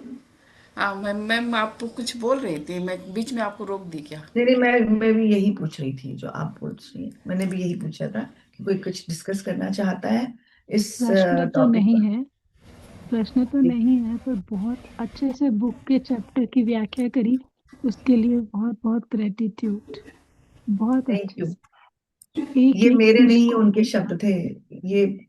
मैम, निमित्त तो हम सब बनते हैं, कभी कोई कभी कोई, पर जी आगे वो व्याख्या, उस चीज को समझना और फिर सबकी समझ में आ जाना, ये भी एक बहुत बड़ी बात होती है कि सब अपनी खिड़कियां खोल के बैठे हैं कि नहीं, ये भी। है थैंक ना? You, thank you. बहुत बहुत gratitude ma'am, thank you. Thank you, बहुत बहुत धन्यवाद। थैंक धन्यवाद रितिका मैम। मैम इतने अच्छे से आप समझा रही है ना बहुत ही सुंदर। एक जैसे अगर मान लीजिए हम लोग खुद केवल करते ना तो हम लोग एज ए रीडिंग करते या जितनी हम लोगों को समझ में आती, लेकिन आप जो समझा रही एक एक चीजों को इतने अच्छे से समझा रही है कि पूरी तरह से मुझे लगता है एक बार में ही हम लोग इस पुस्तक को पूरी तरह, ये मतलब मैं कह रही हूँ ऐसा नहीं संभव है कि समझ में आ जाएगा। पुस्तक को जितनी बार पढ़ेंगे उतनी बार अलग अलग दृष्टिकोण से समझ में आता है, ये मैं जानती हूँ। जी मैम, और किसी का किसी तरह का भी अगर शेयरिंग हो या कोई क्वेश्चन हो तो बहुत पूनम शुक्रिया। पांडे जी, आप कुछ कहना चाहती हैं? जी मैम, कितने अच्छे से समझ में आ रहा है, बस लगता है सुनते जाऊं कुछ करना नहीं है। बहुत सुंदर ढंग से समझ में आ रही है कहानी। आप इतना अपने, मैं आपसे मतलब सुनते रहती हूँ, आपको पता नहीं कि आप इतना अच्छा बोल कैसे लेते हो। इतने सुंदर तरीके, आपसे लखनऊ में भी मुलाकात हुई थी, बहुत इम्प्रेस हुए थे सर। मैम इतना कैसे सीख पाई हैं, हम लोग के अंदर कैसे आएगा ये सब।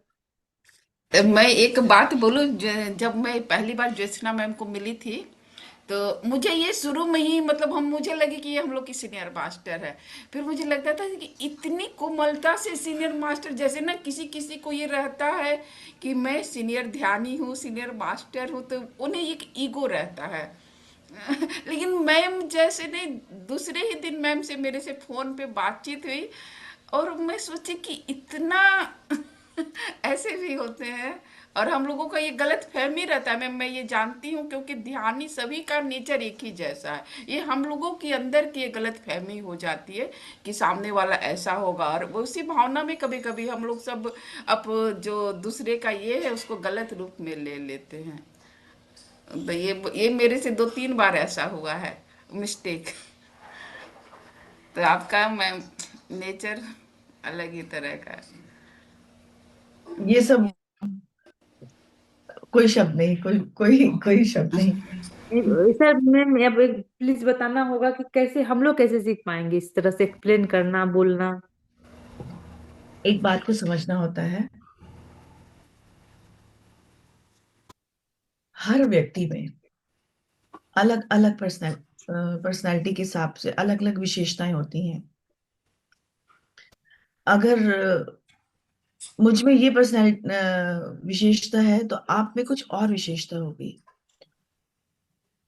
आशा जी में कुछ और विशेषता होगी, ज्योति में अलग होगी, भानु में अलग होगी, रितिका में अलग होगी, कंचन में अलग होगी, और ये पूनम अघरी, सब में अलग अलग विशेषता होगी।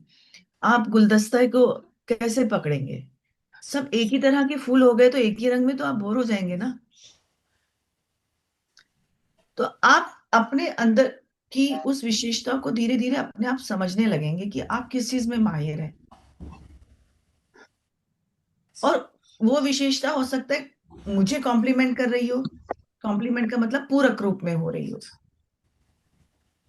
तो आप ये मत सोचिए कि हमें यही चीज चाहिए। आप अपनी चेतना को एक खुले मन से, मतलब क्या बोलते हैं ना, ओपन माइंड होकर चीजों को एक्सेप्ट करना शुरू कीजिए।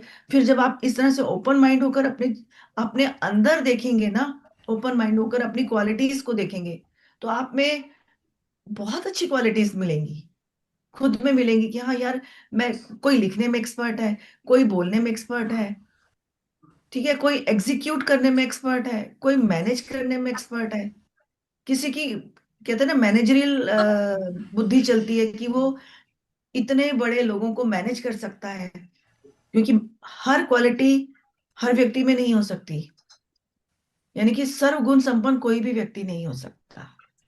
तो आप में और भी अधिक क्वालिटी होंगी। आप अपने आप को ओपन माइंड रखते हुए उस चीज को ढूंढेंगे तो आपको मिलेगा। और बल्कि ये एक टास्क है आप लोगों के लिए कि आप अपनी 5 क्वालिटीज ढूंढ के मुझे कल बताइए कि मुझ में ये 5 क्वालिटी है और 5 गलत है। इसमें यहाँ कोई किसी को जज नहीं कर रहा, क्योंकि कोई किसी से, सब अपनी अपनी यात्रा पे चल रहे हैं। अपने जीवन की यात्रा सभी की अलग है, कोई एक दूसरे से कंपटीशन में हो ही नहीं सकता। आपके जीवन की, पूनम जी की अलग यात्रा है, ज्योति जी की अलग है, रेखा की अलग है। आशा जी की अलग है, विनीता जी की, सबकी अलग अलग यात्राएं हैं। इसलिए कोई किसी से कंपटीशन नहीं, कोई किसी से जज नहीं कि यार वो उसका बेटा तो आईआईटी कर गया, मेरा बेटा बीए कर रहा है। आपकी बेटी की यात्रा अलग है, आपकी यात्रा अलग है, और आईआईटी करने वाले की यात्रा अलग है, आईटीआई करने की यात्रा अलग है। कोई कंपैरिजन नहीं है, कर ही नहीं सकते। हम अपने दो बच्चों में कंपैरिजन नहीं कर सकते, दो जुड़वा बच्चों में कंपैरिजन नहीं होता है। तो अपने अंदर की क्वालिटी को आप पहचानिए और कल कल मुझे बताइए, और फिर मैं भी सोच के बताऊंगी कि मेरे अंदर और क्या क्या चीजें हैं। ठीक है ना? मेरे को भी बहुत कुछ दिमाग लगा के सोचना पड़ेगा यार, ये चीजें भी हैं। बच्चे बोलेंगे मम्मी आप तो ये नहीं करते हो, आप वो नहीं करते हो, और बाहर से बोल रहे हैं कि आप बहुत अच्छे हो। तो फिर किस बात को सच माने? ठीक है ना? अपनी कमियां तो सब देखने लगते हैं, है हाँ। ना, सबको अपनी कमियां दिखती हैं, कम पर कमियां देखने हमें क्यों हमें दिखती हैं? पॉजिटिव है। कमियां हमें क्यों शायद दिखती दूसरे हैं? क्योंकि हम बचपन से हर हमारे घर का हर सदस्य कमियों को पहले बताते आया है। हमारी मम्मी यस, पहले हमारी कमियों को बताती है, उनकी हमारी मम्मी की मम्मी ने भी पहले उनकी कमियों को बताया। यस, यस, यस, सही कहा आपने मैम। कमियों को बताते बताते हमारे डीएनए में वो चीजें से सेटल हो गई है कि हमें कमियां ही दिखती है। इसीलिए मैंने कहा कि पहले आप अपने गुण, हाँ, 5 उनको गुण जल्दी ढूंढिए। ढूंढ लेते हैं हम। चलो, पहले ये कमी बहुत ढूंढ अच्छा लेते हैं, टास्क है। और हाँ। बच्चे पहले नाराज हो जाते हैं कि मम्मी आप खाना अच्छा नहीं बनाते हो, है ना? और दूसरे कभी कभी तो घर का बहुत एक अच्छा सदस्य बनाते, है, कभी कभी तो बहुत अच्छा बनाते हो। आपका खाना गलती से बन जाता है, सेम नहीं होता। टेस्ट बदलता रहता है। गलती से बन जाता है। मैं खुद ही बोल देती हूँ, जिस दिन खाना अच्छा बोलते हैं ना, सब लोग बोलते हैं आज खाना बहुत अच्छा है। मैं कहा, कल की उम्मीद मत करना, ऐसा बने नहीं बने, गलती से बनी है। मेरा भी यही रहता है। तो ये आप लोगों के लिए टास्क है, आप लोग ढूंढ के लाइए। और कल का चैप्टर 4 कौन पढ़ रहा है? जी आगे आइए जिन्हें भी अगर मैं फ्री लगे। हुई तो जरूर मैं मैसेज कर दूंगी, मैं पढ़ लूंगी। श्योर, बहुत अच्छा, बहुत तो बढ़िया। रितिका मैम आपको पहले इस स्वाध्याय का आज कोशिश करके स्वाध्याय कीजिएगा, है ना, और कल थोड़ी देर पहले जुड़ जाइएगा। जी सोची, अगर कहीं नहीं गई तो, क्योंकि कोई बीमार है जी जी तो जी। उनका रहता है कि हो सकता 100% मैम आप रहेंगी, हम लोगों को पूरी तरह है। उम्मीद thank you, thank you, thank क्योंकि यू। ये 4th अगर चैप्टर काफी रितिका बड़ा है। रितिका मैम अगर रितिका मैम नहीं रहती है तो मैं कर दूंगी। हाँ, 4th चैप्टर काफी हाँ, बड़ा है, इसलिए इसको ध्यान से आप चाहे तो, अगर हमें टाइम की कोई कमी नहीं है तो आप 2 दिन में भी ले सकते हैं, हाँ और मैम। अगर एक दिन में भी करना चाहें तो एक दिन में भी कर सकते हैं। ये आपके ऊपर है, आपके अंदर की ट्यूशन के ऊपर, आप चीज जो आपके अंदर की है। तो देखिएगा, थोड़े ये किताब खत्म होते होते तक कितने सारे बोलने वाले तैयार हो मैम जाएंगे। ऐसा भी तो हो सकता है ना, जैसे मान लीजिए रितिका जी कल हो तो परसों कंचन करवा दे, दोनों दिन एक ही कोई चैप्टर करे, जरूरी है। बिल्कुल कर नहीं सकते हैं। नहीं, यहाँ रीडिंग की बात है और जैसे जोशना मैम एक्सप्लेन करती हैं तो वहां तक पहुंचने में भी थोड़ा समय लगेगा। एक्सप्लेन करने की कोशिश करेंगे बट मैम जैसा तो एक्सप्लेन नहीं कर नहीं पाएंगे देखिए, इतना इसमें ना श्योर। टेंशन नहीं नहीं लेना है नहीं, मैम, देखो, हम लोगों के साथ कंपैरिजन नहीं रहेंगे। लेना है। टेंशन नहीं लेना है मैम, हम लोगों के साथ रहेंगे, जितना होगा उतना करना है, बाकी बस तो मैम संभालने के हमें लिए सिर्फ तैयार। यही डालना है कि मैं अपनी तरफ से बेस्ट करूंगी, परफेक्ट, जी परफेक्ट। इतना ही। Know if but. हम सभी यहाँ सीखने ही आए हैं, और मैम हम लोगों को सिखाने के लिए सोचे इस मंच पर आई हैं। आप खुद सीख रहे हैं, आप खुद सिखा भी रहे हैं। मैं एक माध्यम हूँ और उस माध्यम को बनने को स्वीकार करती हूँ। इसमें कोई बहुत बड़ा नहीं है, बस एक माध्यम है। बहुत सुंदर है, बल्कि मैं, मेरा मकसद यही है आपको कहने का कि मैं कर तो दूंगी, देखिए मैं सब चीजें कर लूंगी, लेकिन आप लोग तैयार कैसे होंगे? पिता माँ की वो इच्छा कैसे पूरी होगी कि स्वाध्याय कीजिए, अपने अनुभवों को दूसरों के साथ बांटिए। तो जब आप इस तरह से व्यक्त करना शुरू करेंगे अपने विचारों को, जैसे पूनम ने बोला कि हम कैसे बोलना सीखें, इसी तरीके से आप बोलना सीख सकते हैं, और बहुत सुंदर बोलेंगे आप। ठीक है ना? बहुत अच्छा बोलेंगे। जब आप ध्यान करवा सकते हैं तो व्याख्या भी कर सकते हैं। मैं बचपन से ही कॉलेज में भी, मुझे नहीं पता था, बस एक लाइन बोल दी जाती थी और मैं वहां से आधा घंटा 2 घंटे तक क्या क्या बोलाती थी पता नहीं। कॉलेज में भी, स्कूल स्कूलिंग में 8th के बाद ये सब चीजें मेरे अंदर अपने आप आने लगी कि कुछ भी टॉपिक दे दिया जाए तो मंच पे खड़े होकर बोलना है, और आप मुझे कितनी देर भी एक टॉपिक पे बुलवा सकते हो। तो जब वो चीज आने लगती है तो हो जाता है अपने आप ही। ठीक है ना? तो कल फिर मिलते हैं। मैम आज का ध्यान कुछ समय का हो हाँ जाए। बिल्कुल कीजिए, बिल्कुल अच्छा किया, याद दिलाते, सॉरी। जी पानी का जी। गिलास सबने रखा है? क्योंकि मुझे पता नहीं क्यों बार बार से अंदर से हाँ, फीलिंग आ ये रही ना है। हो सकता है मैं भूल जाती हूँ, लेकिन सभी को ये मैम शुरू दिन से ही कही है कि पानी का गिलास साथ में रखना है। मैं नहीं तो नोट उसमें ही डाल दिया करूंगी, जो मैसेज डालती हूँ तो सभी को याद रहेगा। अगर हाँ देखिए, नंजरी नाम है आपका मैम, नंजरी पल्लवी।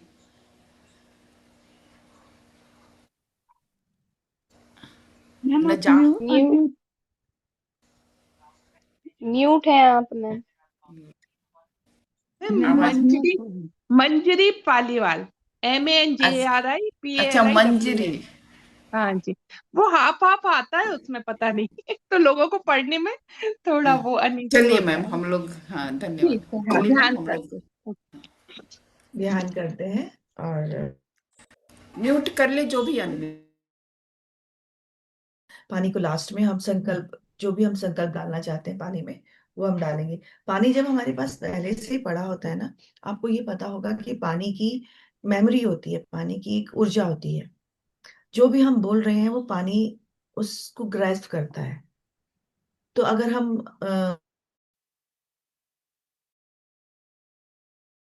आत्मिक शब्द बोल रहे हैं, सुंदर शब्द बोल रहे हैं, तो पढ़ना है तो मसारो। मसारो इमोटो।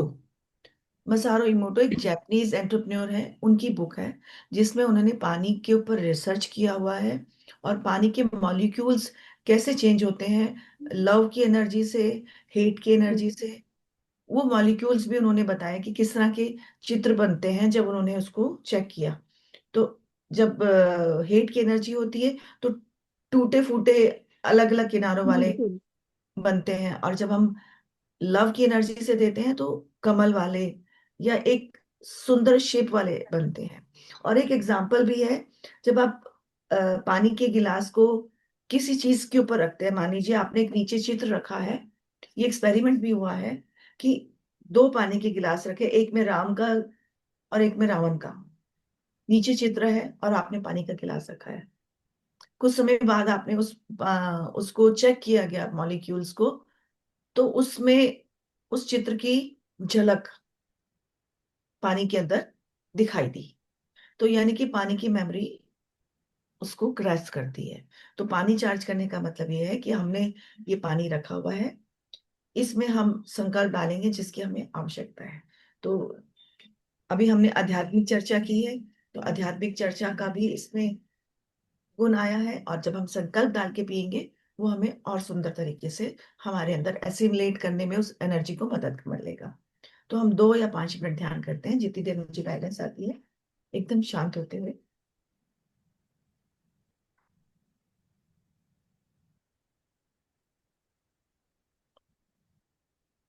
अपने विचारों को एकदम शांत करेंगे।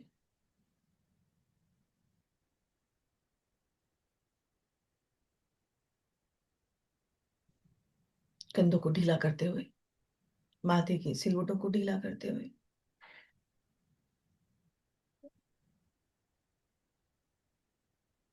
अपने कमर और पेल्विक एरिया को ढीला कर देंगे। वहां कोई तनाव नहीं रखेंगे, घुटनों को भी ढीला छोड़ देंगे। पितामह की ऊर्जा से जुड़ते हुए महाअवतार बाबा जी, परमहंस योगानंद जी, लाहिड़ी महाशय महाअवतार बाबा जी के साथ युक्तेश्वर गिरी जी, उन सब की ऊर्जा से जुड़ते हुए हम इस किताब का स्वाध्याय कर रहे हैं। सभी एस्ट्रल मास्टर्स की ऊर्जा हमारे साथ है। उस दिव्यता को अनुभव करेंगे जो हमारे अंदर बह रही है। हमारे अंदर की दिव्यता को हम अपने आप अपने अंदर झांकते हुए महसूस करेंगे। हर एक आत्मा दिव्य है।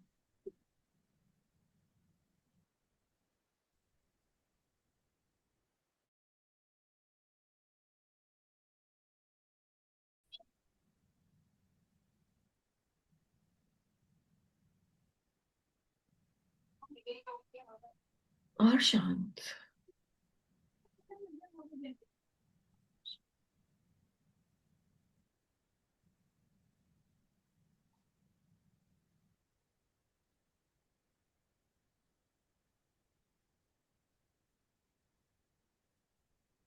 बंद आंखों से अपने आसपास की ऊर्जा को देखना मैं कोशिश करेंगे कि आपके आसपास कितना प्रकाश है और प्रकाश किस रंग का महसूस हो रहा है।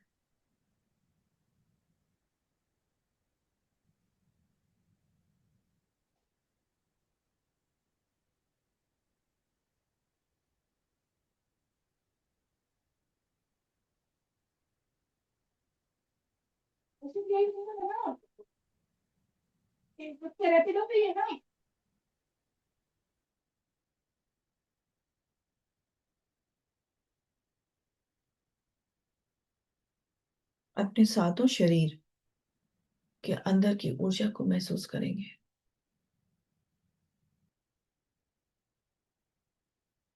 धन्यवाद देंगे उस ब्रह्मांडीय ऊर्जा का। Thank you universe, I am heeled and healthy. मैं पूरी तरह से स्वस्थ हूँ। मैं सभी प्रकार से स्वस्थ हूँ।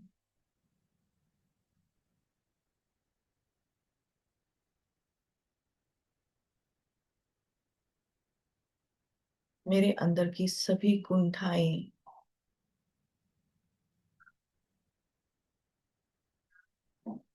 मैं बाहर रिलीज करती हूँ। अपना सभी गुस्सा मैं रिलीज करती हूँ।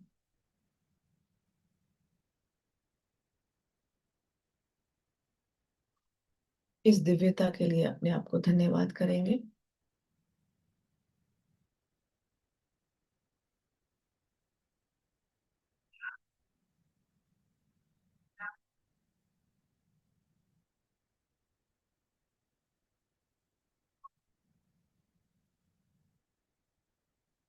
इस धन्यवाद की अवस्था में कुछ देर रहते हुए और शांत। धन्यवाद परमहंस योगानंद जी अपने इस ऊर्जा के लिए। आपने हम सबको इसका माध्यम बनाया अपनी ऊर्जा में रहने का। बहुत बहुत धन्यवाद।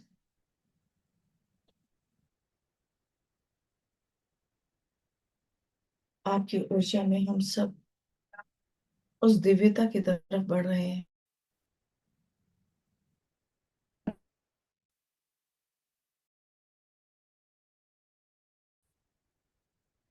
Thank you, thank you, thank you.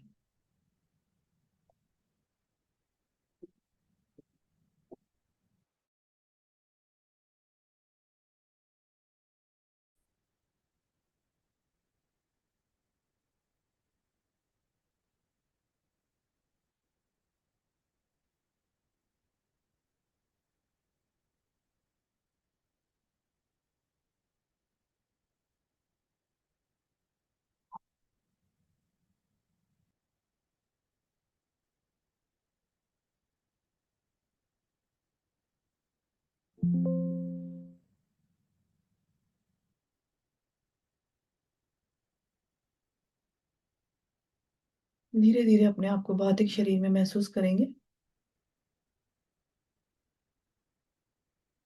अपने दोनों हाथों को आंखों पे रखते हुए उस ऊर्जा को जो हमने हथेलियों में ली है अपने चेहरे पर महसूस करेंगे।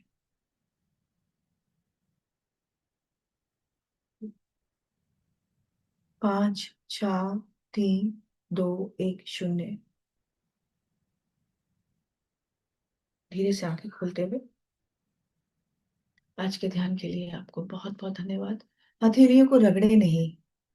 जब आप इस तरह से हथेलियों में ऊर्जा लेते हैं, आप महसूस करेंगे बहुत से लोगों की हथेलियां गर्म हो रही होंगी।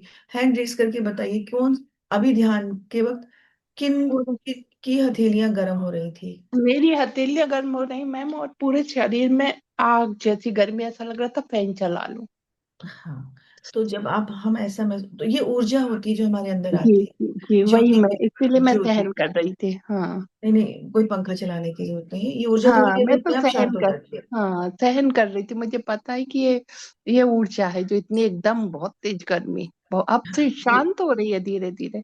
हाँ, ये शांत हो जाती है। तो हाँ इसका जी। मतलब हमने उन शब्दों को महसूस किया, अपने ऑरा को महसूस किया। अच्छा, कितने लोग देर तो नहीं हो रही किसी के खाने, मुझे बार बार लग हाँ रहा है। नहीं मैम, एक ना 3:30 से ध्यान होता है तो हम लोग हाँ, लेकिन 2 मिनट उनको बात बोल देनी हाँ नहीं दीजिए। नहीं, बस हाँ मैं यही हाँ पूछना चाह रही थी कि कितने लोगों को अपनी आसपास की ऊर्जा दिखी, समझ आई कि हमारे आसपास कितना प्रकाश है, कैसे रंग का प्रकाश है। कोई कोई देख पाया, समझ पाया? ये एक है पूनम विषय अग्रहरि। पूनम जी का। हाँ पूनम पूनम, अग्रहरि। आपको कैसा लगा? प्रकाश में क्या रंग लगा? मुझे नीले नीले रंग का प्रकाश दिखाई दिया, नीला रंग पूरा चारों तरफ मेरे दिखाई नीला दिया मतलब मुझे। गहरा नीला, आसमानी नीला, नहीं, या बिल्कुल नीला गहरा सफेद? नीला। हाँ, नीला, गहरा नीला। गहरा नीला। ठीक है, ठीक है। धीरे धीरे धीरे धीरे चीजें ठीक होंगी, आप अपने अपने रंगों को भी समझ पाएंगे। यू फॉर एवर अगर किसी ने किताब पढ़ी है ना, मैम वो मैंने पढ़ी हुई है। उसमें आपको पता चलेगा धीरे धीरे कि हर रंग का क्या मैम मतलब। एक प्रश्न मेरा और था, मैंने पहले भी हैंड रेज किया था हाँ जी, बोलो। कि जब आप बुक पढ़ रही थी ना, तो मैं बुक के एकदम भीतर तक चली जाती थी। जब आपने मेरा करा पूनम अग्रहरि जी बताइए, तो फिर मैं अचानक से उठी, फिर मैंने उस पैराग्राफ को पढ़ा, फिर एक्सप्लेन किया। मतलब एकदम अंदर तक, गहराई तक मैं चली, जैसे लगता कि मैं उस क्षणों को वहीं खड़ी होकर देख रही हूँ। ऐसा ही होता है। जब भी मैं किताब पढ़ रही थी, मुझे लग रहा था कि जो परमहंस योगानंद जी ने वर्णन किया कि प्लेटफॉर्म के नीचे खड़ाऊ पड़ी थी और कमरे में कोई नहीं था, वो तेजी से सीढ़ियां उतरते हुए नीचे गए, तो मुझे लग रहा था कि साथ साथ मैं भी उनके उसी चीज को वैसा अनुभव कर रही हूँ। ऐसा बहुत सामान्य है, क्योंकि हम गहराई से जुड़े हुए हैं इससे। ऐसा बहुत से लोगों को लग रहा हो। और किताब की विशेषता यही होती है, शब्दों की विशेषता यही होती है कि आप उस शब्द के अर्थ कोई के अलावा कहीं और नहीं जा पाते। ये उस किताब की विशेषता होती है। तो सेशन का एंड करें, फिर कल हम फिर मिलते हैं 3:30। Thank you so much thank ma'am, बहुत अच्छे से आपने बताया। यू। सभी का बहुत बहुत धन्यवाद। धन्यवाद। थैंक यू तो थैंक कल यू मिलते हैं हम थैंक यू। लोग फिर 2 से 3 चौथे चैप्टर के साथ।